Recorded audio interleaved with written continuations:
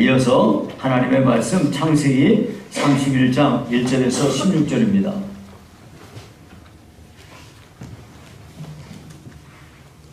창세기 31장 1절에서 16절 제가 봉독해 드립니다.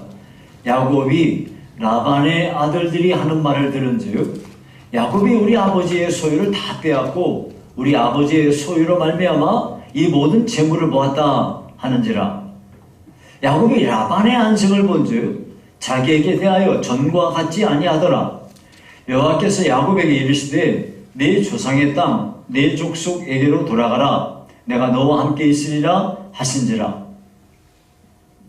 야곱이 사람을 보내어 라헬과 레아를 자기 양떼가 있는 들로 불러다가 그들에게 이르되 내가 그대들의 아버지의 안색을 본즉 내게 대하여 전과 같지 아니하도다. 그러할지라도 내 아버지의 하나님은 나와 함께 계셨느니라. 그대들도 알거니와 내가 힘을 다하여 그대들의 아버지를 섬겼거늘 그대들의 아버지가 나를 속여 품삯을 10번이나 변경하였느니라. 그러나 하나님이 그를 막으사 나를 해치지 못하게 하셨으며 그가 이르기를 점 있는 것이 네 삭시 되리라 하면 온 양떼가 낳은 것이 점이 있는 것이요 또 얼룩무늬 있는 것이 네 삭시 되리라 하면 온 양떼가 낳은 것이 얼룩무늬 있는 것이니 하나님이 이같이 그대들의 아버지의 가축을 빼앗아 내게 주셨느니라. 그 양떼가 새끼 뵐 때에 내가 꿈에 눈을 들어보니 양떼를 탄 순양은 다 얼룩무늬 있는 것과 점이 있는 것과 아름진 것이었더라. 꿈에 하나님의 사자가 내게 말씀하시기를 야곱아 하기로 내가 대답하기를 여기 있나이다 하매 이르시되 내 눈을 들어보라. 양떼를 탄 순양은 다 얼룩무늬 있는 것, 점이 있는 것과 아름진 것이니라. 라반이 내게 행한 모든 것을 내가 보았노라. 나는 베델의 하나님이라. 내가 거기서 기둥에 기름을 붓고 거기서 내게 서원하였으니 지금 일어나 이곳을 떠나서 내 출생지로 돌아가라 하셨느니라. 라헬과 레아가 그에게 대답하여 이르되 우리가 우리 아버지 집에서 무슨 분깃이나 유산이 있으리요? 아버지가 우리를 팔고 우리의 돈을 다 먹어버렸으니 아버지가 우리를 외국인처럼 여기는 것이 아닌가? 하나님이 우리 아버지에게서 취하여 가신 재물은 우리와 우리 자식의 것이니 이제 하나님이 당신에게 이르신 것을 다 준행하라. 아멘.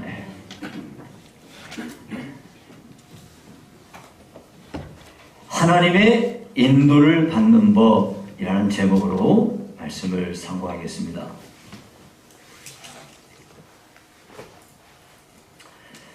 여러분 우리가 시편 23편을 많이들 외우시는데요. 여호와는 나의 목자시니 내게 부족함이 없으리로다. 그가 나를 푸른 풀밭에 누이시며 쉴 만한 물가로 인도하시는도다. 인도하시는도다. 여기 보니까 하나님은 예수 믿는 우리들을 인도하시는 하나님이다는 것을 알 수가 있습니다. 그러면 하나님은 우리를 인도하신다고 그랬는데 어떻게 인도하시는 걸까요? 우리는 어떻게 하면 하나님의 인도를 받으면서 신앙생활을 할 수 있을까요? 자, 오늘은 야곱이 자기가 외삼촌 집에 왔다가 자기 고향으로 돌아가는 과정에서 벌어진 하나님이 야곱을 인도하시는 광경에 대해서 살펴보면서 우리들도 우리가 인생의 길을 가는 동안에 하나님이 우리의 삶에 개입하셔서 우리를 인도해 가시는 과정을 우리가 깨달아 알아야 됩니다. 이거를 잘 모르면 내 마음대로 해버리죠. 자, 우리가 야곱에게 역사하셨던 하나님을 잘 살펴보는 시간이 되기를 바랍니다. 그러면 하나님께서 야곱을 어떻게 인도하셨는가요? 첫 번째, 하나님은 야곱이 고향으로 돌아가도록 야곱을 먼저 준비시켜 주셨어요. 자, 창세기 28장 15절에 보면 하나님께서 야곱에게 베델에서 이런 약속을 하셨어요. 베델에서 돌베개 베고 잘 때 꿈에 나타나 말씀하시기를 내가 너와 함께 있어 내가 어디로 가든지 너를 지키며 너를 이끌어 이 땅으로 돌아오게 할지라. 그러니까 너 고향 땅으로 돌아올 때까지 내가 너를 떠나지 않고 너와 함께 할 거야 하고 하나님이 약속을 하셨어요. 예. 자, 그런데 이제 야곱이 외삼촌의 집에서 14년간 종살이를 했어요. 라헬을 위해서 7년 일한다고 그랬는데 속아가지고 또 7년 또 했어요. 그래가지고 14년 종살이를 했습니다.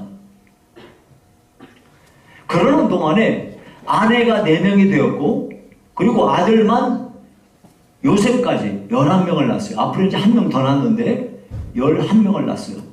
자, 이렇게 되자 14년간 외삼촌 집에서 종살이 하면서 있다 보니까 야곱이 야, 이거 이대로 있다가 내가 뭐냐, 내 인생 이거 안 되겠다 이거. 그래가지고 외삼촌 라반한테 나를 내 아내들을 나에게 주시고 나로 하여금 고향으로 돌아가게 해주시오 하고 요구를 했어요. 예. 근데 사실 야곱이 억울하죠. 원래는 자기가 사랑하는 라헬을 위해서 7년간 종살이 하겠다고 했는데 라반이 말하기를 우리 이곳에서는 동생 먼저 결혼시키는 법이 없거든. 그러니까 그래가지고 언니를 먼저 첫날 밤에 집어넣었잖아요. 그래가지고 일주일 뒤에 야곱이 사랑하는 라헬을 다시 줬어요. 그리고 7년 더 일해라. 그래가지고 원하지도 않은 7년을 더 있게 됐단 말이에요. 이것이 마음속에 얼마나 상처가 됐겠습니까? 근데 14년이라는 세월이 지나고 보니까 이거 참 이러다가 이거 정말 종살이만 하다 끝나겠다. 여기서 더 이상 머물러서는 안 되겠다. 떠나야겠다. 이런 결심을 하게 된 거죠. 그럼에도 불구하고 하나님께서 야곱이 고향으로 돌아가는 때가 아직은 아니야. 그렇기 때문에 라반이 제안을 했어요. 그래, 너 이제부터 싹쓸 줄 테니까 뭘 원해? 하고 말했단 말이에요. 그래가지고 서로 합의하에 이제 외삼촌의 양을 더 치기로 하게 된 거죠.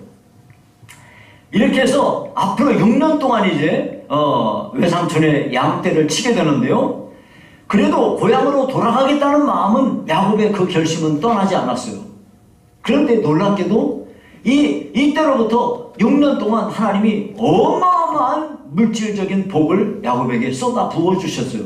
막 펑펑 쏟아 부어주셨어요. 그리고 때가 이르자 하나님께서는 결정적으로 야곱에게 나타나셔서 꿈에 말씀하셨어요. 내 조상의 땅, 내 족속에게로 돌아가라. 자, 하나님의 말씀을 들은 야곱은 고향으로 돌아갈 준비가 완벽하게 갖춰졌어요. 그래서 하나님이 먼저 야곱의 마음을 준비시켜 주셨어요. 그런데 문제가 있어요. 야곱이 혼자가 아니에요. 야곱은요, 부인이 넷이고 아들만 11알. 성경에 보니까요, 우리가 읽은 31장 바로 위에 30장 끝에 절에 보면은 노비도 많고요, 가축들이 엄청 많아요. 이 수많은 자기의 소유가 있는데 자기가 내가 가자! 그런다고 해서 이게 되는 일이 아니에요. 네. 이 일이 진행되려면 자기 부인들을 설득해야 되고 가족들에게 동의를 받아야 되고, 그래서 이 모든 일들이 또 라반에게서 이 모든 것을 보호받으면서 가야 되는데 난제가 많이 있단 말이에요. 이런 것들을 이제부터 해결을 해야 되는데 하나님은 이 문제를 어떻게 해결하실까요? 두 번째, 하나님께서는요, 야곱에게서 그 주변의 환경들을 떠날 수밖에 없도록 환경을 완전히 만들어 주셨어요. 여러분, 먼저 이 이야기를 하기 전에 하나님의 백성을 인도해 가시는 방식에 대해서 먼저 살펴보고자 합니다. 그게 뭐냐면요, 민수기 9장에 보면요, 하나님께서는 하나님의 백성을 인도하시는 방식이 있어요. 성경에 딱 나와요. 여호와의 명을 따라가는 것이에요. 하나님의 인도를 받는 길은요, 하나님의 명령을 따라 하는 거예요. 예. 그러니까 하나님께서 머물러라 하면 머무르는 거고, 가라 그러면 가는 거예요. 그러면 이거를 하나님이 머물러라 가라 하는 것을 하나님은 어떻게 하기로 하나님께서 말씀하셨냐면 이스라엘 백성들이 가는 길을 낮에는 구름 기둥이, 밤에는 불 기둥이 그들을 이끌어갔어요. 근데 낮에 구름 기둥이 딱 이렇게 하는데 구름이 그 자리에 딱 머무르면 거기서 머무르는 거야. 구름이 진행하면 가는 거야. 예. 하나님이 그렇게 말씀을 하셨어요. 그래서 이제 구름이 머무르는 게 한 달 동안 머물렀어? 그럼 한 달이 있는 거야. 1년 머물렀어? 1년 머무르는 거야. 자, 그러니까 어떤 날은 구름이 그냥 하룻밤 사이에 바로 또 움직이는 거야. 그러면은 그곳에서 진을 쳤다가라도 구름이 진행하면 그 다음날 바로 또 떠나야 돼. 그러니까 환경이 좋지 않은 곳에서 진을 치면은 사람들의 마음은 어때요? 여기를 빨리 떠나고 싶죠.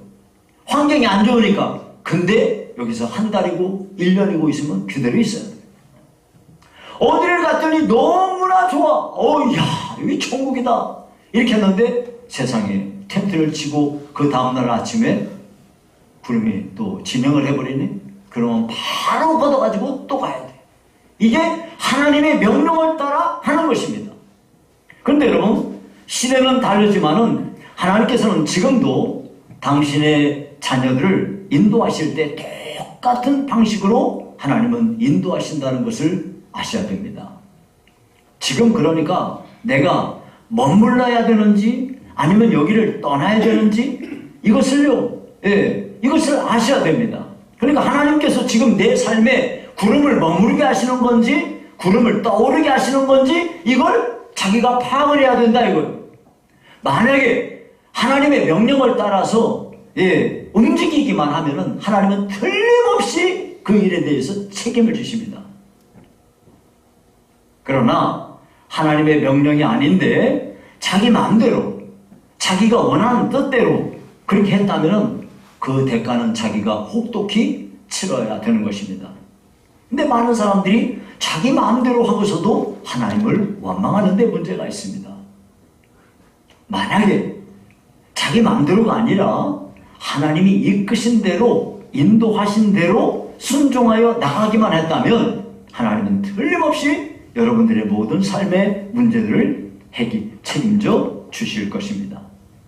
자, 그래서 라반은요 고향으로 돌아가겠다고 하는 야곱을 만류했잖아요. 너가 원하는 대로 해줄 테니까 계속 있으라 그랬어요. 그러자 야곱이 라반에게 조건을 내세웁니다. 만약에 자신이 치고 있는 외삼촌의 양떼 가운데에서 아롱진 것, 점 있는 것, 검은 것 이런 건 전부 가려내고 염소 중에서도 점 있는 것, 아롱진 것 이런 거 다 가려내고 그래가지고 이거 전부 외삼촌 걸로 가져가고 앞으로 이런 놈들이 남은 내 거 되게 해주세요. 그랬어요. 어떻게 해요? 양떼 중에서 아롱진 거, 검은 거, 또 점 있는 거 이런 건 싹 골라내니까 뭐만 남아? 하얀 놈들만 다 남았지. 또 염소 중에서도 점 있는 놈, 그 다음에 아롱진 거 이렇게 싹 가져가니까 염소는 어떤 색이요? 까만색만 있을 거 아니야. 까만 놈만 다 있을 거 아니요? 그렇게 해서 다 가져가고 앞으로 요런 놈이 나면 내 거 되게 해주세요. 그랬더니 라반이 가만히 생각해 보니까 자기의 여태까지 경험으로 볼 때 손해볼 일이 있어요 없어요? 손해 안 볼 생겼거든. 그러니까 그래 하지 뭐 했단 말이에요. 자, 이렇게 해서 라반은 순염소 중에서 얼룩무늬 있는 것, 점 있는 것, 암염소 가운데서 흰 바탕이 아롱진 것, 점 있는 것 전부 가려내고 양 중에서도 검은 것 가려내고 그래가지고 자기 아들들한테 다 맡기고 나머지기만, 그러니까 양들은 전부 하얀 놈, 염소는 전부 새까만 놈, 이런 놈들만 다 남겨놓고 다 이제 싹 그거를 이제 야곱한테 치게 했단 말이죠. 그때부터 야곱은요 자신이 기르고 있는 가축 가운데 튼튼한 암양, 그리고 튼튼한 이 암염소, 이런 놈이 새끼를 가질 때는요, 어떤 일을 했냐면, 이 양떼, 이 염소가 와서 물을 마실 때 물이 담겨있는 구유가 있을 거 아니에요? 거기에다가 어떤 일을 했냐면, 버드나무, 살구나무, 신풍나무, 이렇게 푸르스름한 이런 가지 이런 거를요, 껍데기를 싹 벗기면 그 안에가 하얗대요. 근데 그거를 드문드문 벗겨내니까 얘가 어떻게 돼요? 푸르스름하고 하얗고, 푸르스름하고 하얗고, 뭐 이렇게 얼룩얼룩하단 말이에요. 이렇게 만들어 놓은 거를 이 양과 염소들이 물 마시러 와서 교미를 하는데 거기다가 딱 갖다 놓은 거야. 그래가지고 이거 물을 마시는데 얼룩얼룩한 나뭇가지를 보면서 새끼를 베니까 얘들이 얼룩얼룩한 새끼를 낳게 됐다는 거예요.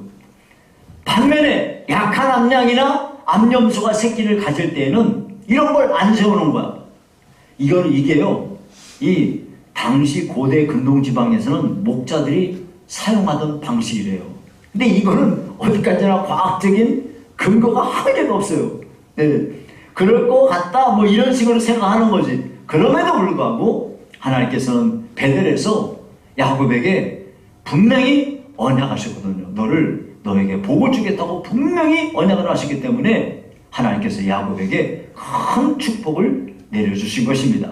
그래서 튼튼한 가축의 새끼는 전부 이놈들이 태어나면 얼룩진 거, 점 있는 거, 아롱진 거, 이런 놈들이 다 태어나는 거야. 근데 약한 새끼는 그냥 그 모습 그대로 있는 거예요. 이렇게 해서 야곱은 얼룩지고 점이 있고 아롱진 양과 염소 이런 거는 전부 자기 걸로 따로 구별해서 길렀는데 이 수가 어마어마하게 늘어나게 된 거죠. 그래가지고 큰 부자가 되었습니다. 결국 야곱이요, 외삼촌 집에 온 지 20년이 될 때, 그러니까 종살이 14년 지내고 6년 동안 지내는 동안에 재산이 크게 번창하고 양떼와 노비와 낙타와 나귀가 많은 부자가 되었습니다. 자, 이런 상황이 되었으니 여러분이 생각을 해보십시오. 라반과 그 아들들이 있는데 사촌이 땅 사면 배 아프다 그러는데 야곱이 저놈이 종살이 하던 놈인데 이게 어떻게 됐어? 엄청 부자가 돼버렸네. 그러니까 라반의 아들들이 저 새끼가 우리 아버지 거 다 갖다가 도둑질했다고 그러면서 막 대놓고 막 아주 불평을 하면서 원망하면서 이렇게 했단 말이에요. 그래서 여기 1절 2절에 보니까 오늘 본문 1절 2절에 야곱이 라반의 아들들이 하는 말을 들은즉 야곱이 우리 아버지의 소유를 다 빼앗고 우리 아버지의 소유로 말미암아 이 모든 재물을 모았다 하는지라 야곱이 라반의 안색을 본즉 자기에게 대하여 전과 같지 아니하더라. 라반의 아들들 그리고 라반의 안색, 이게 더 이상 이 상황이 되니까 야곱이 여기 집에서 있을 수 있는 환경이 없어요. 여기서 있을 수 없는 환경이 되어버린 거야. 하나님이 떠날 수밖에 없도록 환경을 만들어버렸어요. 정말 하나님은 그렇게 하시는 것 같아요.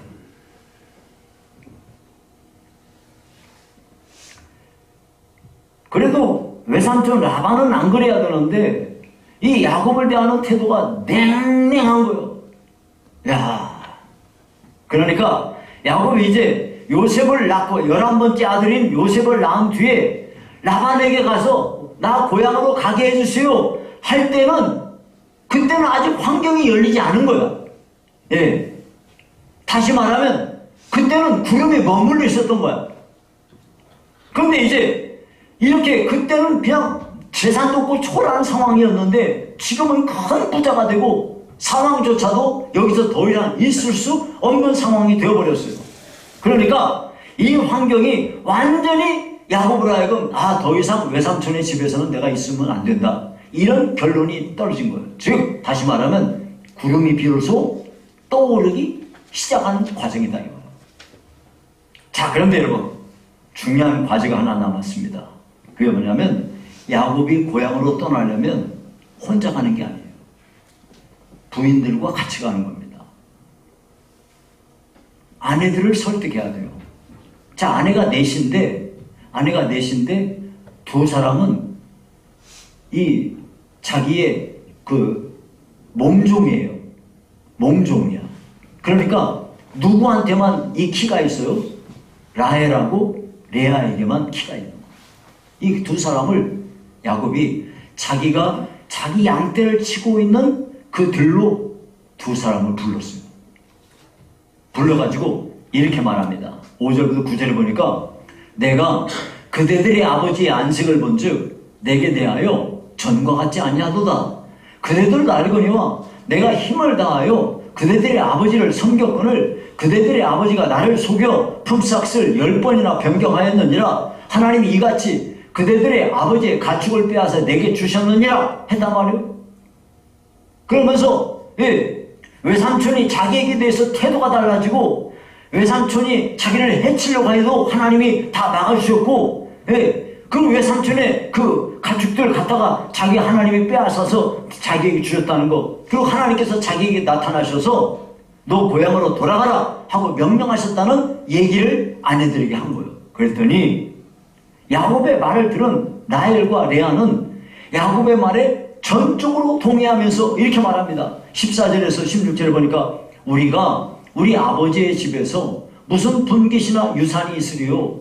아버지가 우리를 팔고 우리의 돈을 다 먹어버렸으니 아버지가 우리를 외국인처럼 여기는 것이 아닌가? 하나님이 우리 아버지에게 취하여 가신 재물은 우리와 우리 자식들의 것이니 이제 하나님이 당신에게 이르신 일을 다 준행하라. 자, 이 야곱의 두 아내 라헬과 레아는 아버지에게 불만이 하나 있었어요. 그게 뭐냐면 이제 고대 근동 지방에서는 이제 신랑이 신부 집에다가 지참금을 내잖아요. 그러면 그 지참금을 내면 그 돈이 전부가 다 신부 아버지가 다 갖는 게 아닌가 봐요. 이게 신랑과 신부가 함께 살 신방을 마련하는 자금으로 일부 쓰였던 것 같아요. 그런데 라반은 신방을 꾸리는 일에 써야 되는 그 돈을 아버지가 다 가져가 버린 거예요. 여기에 대해서 이 라헬과 레아는 큰 배신감을 느꼈던 거죠. 근데 이런 마음을 가지고 여태까지 있었는데 하는 걸 보아하니 여러분 이 상황에서 이 딸이지만은 아버지 편을 들까요? 자기 남편 편 들어요? 여러분 상황을 보면 어떻게 되죠? 여자가요 시집 갔어요. 자기 남편 편을 들까요? 자기 아버지 편 들까요? 충돌을 한다면 당연히 남편 편 들죠. 당연히 남편 편 들죠. 그래서 딱 갑시다 딱 한 거예요. 그러니까 하나님께서는 야곱의 고향을 떠날 수 있도록 이제 아내들까지도 딱 준비시켜 주신 겁니다. 이때가 바로 하나님이 그들에게 인도하시는 구름이 떠오른 때입니다. 여러분 사실요 종종 선교사님들 가운데 아내에게 동의를 받지 않고 일방적으로 자기가 하나님에게서 사명받았다고 하면서 가족들을 강제로 이끌고 선교지로 떠나는 사람이 있어요. 심지어 어떤 분은요 아내가 동의하지 않는다고 당신은 여기서 살아 나만 간다 하고 혼자서만 선교지로 떠나는 사람도 있어요. 이런 경우에 이거는 불을 보듯이 빤한 거예요. 큰 부작용이 일어나게 되어 있습니다. 여러분 어떤 분들은요 하나님께서 자기를 목사되라고 명하셨다고 하면서 아내에게 동의를 거치지도 않고 직장 그만두고 신학교 가버리는 사람이 있어요. 이런 태도는요 명백히 성경과 배치되는 행동입니다. 야곱은요 고향으로 돌아가라는 하나님의 명령을 분명히 받았지만 남아있는 과제들이 있었어요. 하나님이 환경을 바꿔주셨고요 아내들도 동의를 거치게 했습니다. 마찬가지로 오늘 우리들도요 하나님께서 세우신 가족 공동체는요 한 사람이 일방적으로 독주해서 되는 일이 아니라 가족 공동체 모두가 평안을 위해서 동의가 필요한 거야. 이렇게 되어지기까지 환경이 열려지기까지 기도하면서 기다려야 되는 거죠. 이런 과정을 거치지 않으면 많은 어려움을 겪게 되는 것입니다. 만약에 하나님께서 틀림없이 인도하시는 길이라면 분명히 하나님께서는 환경도 바꾸어 주실 거고 사람들의 마음도 움직여 주실 것입니다. 물론 이것은 절대적인 건 아니에요. 어떤 경우에는 하나님께서 예를 들어서 불신 가족들 사이에서 혼자 예수 믿는데 다른 사람들에게 동의를 어떻게 거치고 목사가 되겠습니까? 물론 이런 경우는 아니죠. 분명히 하나님께서 다른 경우들도 있을 것입니다. 제가 말씀드리는 것은 일반적인 경우를 말씀드리는 겁니다. 자, 이렇게 해서 야곱은 드디어 하나님께서 고향으로 돌아가라는 그 명령에 따라 돌아갈 수가 있었어요. 자, 근데 여러분, 마지막으로 한 가지 중요한 게 있어요. 외삼촌 라반이 어떻게 나올까 하는 거예요. 야곱이 생각을 해보니까 분명히 여태까지 외삼촌이 한 행태로 볼 때는 분명히 뭐 건수 걸어가지고 방해할 거다 이 생각을 했어요. 그래가지고 디데이를 잡았어요. 외삼촌 라반이 양털을 깎으러 간 날, 그날을 날짜 잡아가지고 야곱이 자기의 소유물과 자기의 모든 가족들을 이끌고 은밀히 도망을 쳐버린 거예요. 야, 집에서도 도망쳐 왔는데 자기 에서한테서 위험하니까 도망쳐 나왔잖아요. 이제 또 집으로 돌아가는데도 또 도망쳐 와야 돼. 참 좀 도망다니는 인생입니다. 참. 야곱이 이렇게 도망쳐가지고 외삼촌 집을 떠날 수밖에 없었던 거는 참 이거 이 상태에서 분명히 외삼촌한테 서로 좋게 인사하고 잔치도 벌리고 이렇게 하면서 해야지 되는 건데 이게 그럴 수 없는 상황이 된 거죠. 분명히 자기 아내들을 붙잡아 둘 거다 이렇게 생각해가지고 야곱은 도망을 친 거죠. 자, 이렇게 해서 도망친 지 3일이 지났습니다. 3일이 지나서야 라반은 야곱이 도망친 걸 알게 됐어요. 무엇보다도 야곱의 아내 라헬이 아버지의 드라빔을 도둑질해 갔어요. 이 드라빔은 가정 수호신으로 고대에 이렇게 사람들이 많이 가지고 있었던 나무로 만들기도 하고 은으로 만들기도 하는 그런 거예요. 그런데 그거를 가지고 없어져 버렸네. 라반은 즉시 형제들을 이끌고 7일 동안 쫓아갔어요. 마침내 라반이 야곱의 꽁무니를 붙잡았습니다. 길앗 산에 이르렀을 때, 자, 이제 야곱은요 큰 위기 상황을 만나게 된 거죠. 자칫하면 어때요? 모두가 다 몰살할 위기를 맞이하게 됐습니다. 그러나 야곱이요 라반의 집을 떠난 거는 자기 마음대로 한 거예요? 하나님이 명하신 거예요? 하나님이 명하신 거잖아요. 자기 마음대로 갔으면 이 상황에서는 정말 죽을 수도 있어요. 너무 큰 위기를 만난 거예요. 하지만 하나님의 명령에 따라 간 거기 때문에 라반이 쫓아온 거 하나님 책임이에요. 하나님이 알아서 하시는 거예요. 아무리 야곱의 꽁무니를 라반이 이제 붙잡았다 하더라도 하나님께서는 도리어 이것이 위기가 아니라 야곱에게 끝마무리를 깔끔하게 하시려는 하나님의 섭리인 거예요. 그래서 라반에게 이 야곱의 꽁무니를 잡게 된 그날 밤에 하나님께서 꿈에 라반에게 나타나셨어요. 24절 보니까 밤에 하나님이 아람 사람 라반에게 현몽하여 이르시되 너는 삼가 야곱에게 선악간에 말하지 말라 하셨더라. 자, 여러분 한번 우리가 상상을 해봅시다. 하나님이 라반의 꿈에 현몽하셔서 말씀하시는데 너는 삼가 야곱에게 선악간에 말하지 마라 이렇게 했을까요? 아마요 이거는 천래의 음성이었을 거예요. 너는 삼가 야곱에게 선악간에 말하지 말라. 근데 그게 그냥 어떻게 무서운지 야 이거 큰일 났다 이거 한 거죠 이제. 야 이거 큰일 나겠다. 야곱 건드렸다간 이거 뭐 박살나겠군 하고 공포심을 심어줬을 거예요. 그래가지고 이 고대 시대에는 서로 언약을 세울 때 그 증거로 돌 기둥이나 돌 무더기를 크게 쌓아놓고 거기서 같이 식사를 하면서 그렇게 언약을 맺는 관습이 있었답니다. 이 관습에 따라서 야곱과 라반은 그곳에 큰 돌 무더기를 쌓아놓고 서로 이곳으로 넘어가 상대를 공격하지 않기로 언약을 세우고, 증거의 무더기라는 뜻으로 갈렙이라는 이름을 붙였습니다. 이렇게 해서 하나님께서는 야곱의 안전을 도모하시고 평안히 고향으로 돌아가도록 인도하셨던 겁니다. 자, 이제 말씀을 맺습니다.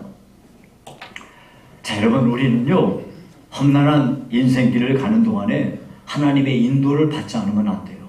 우리 예수 믿는 사람은 하나님의 인도하심을 받아야 됩니다. 그러면 하나님께서 우리를 인도하실 때는 어떻게 인도하실까요? 이거는요, 하나님께서 우리 인도하실 때 우리를 먼저 변화시키시는 거예요. 우리 마음속에 그걸 준비를 시켜주셔. 어떤 일을 할 때. 그 마음의 소원을 일으켜주시는 거죠. 그 문제를 가지고, 그 문제를 통해서 하나님이 일을 하시는 거예요. 그러면서 더불어 환경도 바꿔주세요. 그리고 함께할 사람들도 하나님 움직여주세요. 이런 여러 가지 과정을 통해서 모든 일을 순적하게, 순리대로, 평안하게 그렇게 가게 하시는 거예요. 그래서 우리 그리스도인들은 어떤 선택을 하거나 어떤 길을 갈 때 하나님의 인도를 받지 않고 제 마음대로 하잖아요. 자기 머리 쓰고요. 자기 경험에 의지해서 돈 계산해가지고 여러 가지 이런 환경적인 거 계산해가지고 이렇게 하면 100번 실패합니다. 하나님이 인도하시는 길을 따르세요. 여러분이 중요한 결정을 하시게 됐어요. 하나님의 인도하심을 받으세요. 그러면 그 뒷일은 하나님이 책임져 주시는 거예요. 그러므로 우리는 성경 말씀을 읽고 묵상하는 가운데 지금이 구름이 떠오르는 때인지 머무르는 때인지 이걸 분간하셔야 됩니다. 틀림없이 하나님께서 여러분들에게 말씀하십니다.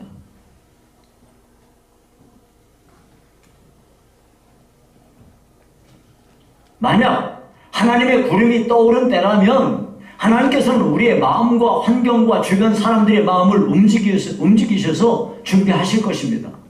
근데 구름이 떠오르면은 하나님이 원하시는 길을 가는 거예요. 그리고 간다면은 여러분, 하나님이 여러분 보장하실 테니까 두려워하지 마시고 용기를 갖고 담대히 행하시기 바랍니다.